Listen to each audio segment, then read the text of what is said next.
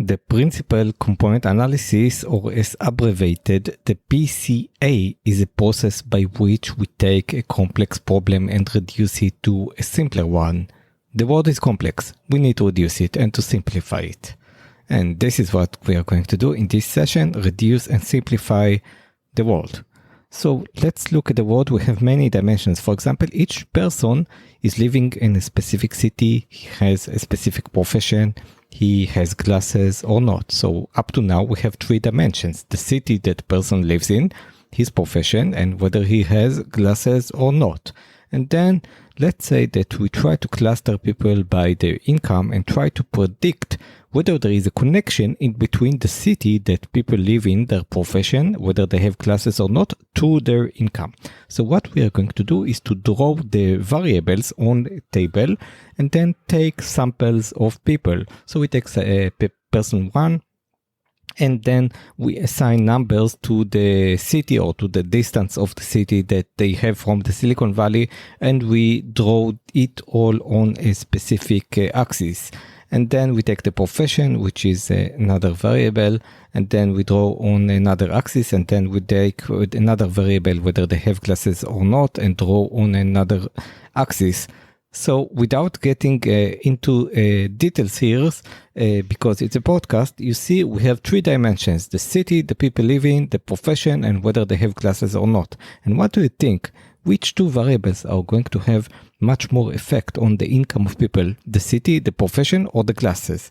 So obviously, it's probably the city and the profession. So the PCA is supposed to identify this. It's supposed to tell you at the end of the process, you just like run the process like a duck, step 1, step 2, step 3. It's very dry process. You just go through the process, and then at the end, you would plot some diagram and you would say, okay, city and profession are the most basic ones. These are the 2 most important. And imagine that we didn't have just 3 variables, but we had 300 variables, 1000 variables, 1 million variables, and would extract 2 or 3 most important variables that affect the income. This is the PCA, the process, the principal component analysis that allows us to get from the components into the principle of what the basic is. So basically, we take a look at the dimensions, and we are creating what is called a line or an axis for each such dimension. So if you had 2 dimensions, then you create 2. If you had 200 dimensions, then you create 200 lines. And these lines, these dimensions are called the PC. So you have PC1, PC2, PC3 if you have 3 dimensions.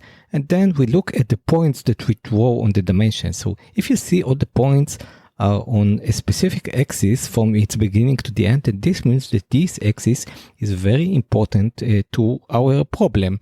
So we move on with processes such as creating eigenvectors and other curses.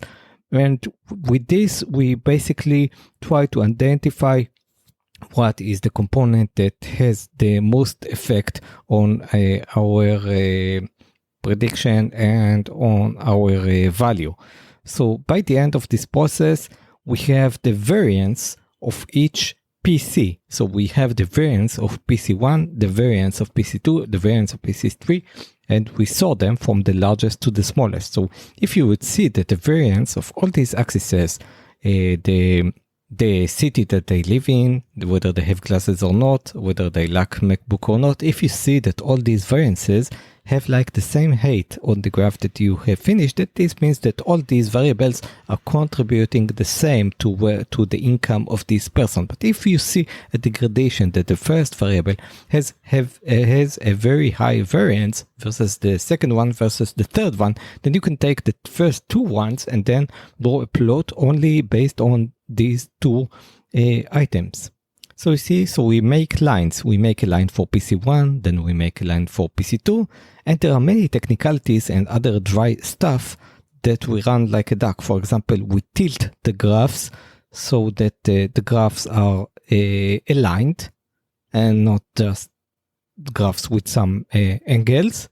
And then after we get to the 2 dimensions, we look at the graph that we have there all the observations, and then we could see clusters. We would see clusters if the variance is very high, so you could see how it affects the things. Basically, by the end, when we get the eigenvectors, we get like something like 0.4 PC1, 0.3 PC2, 0.1 PC3.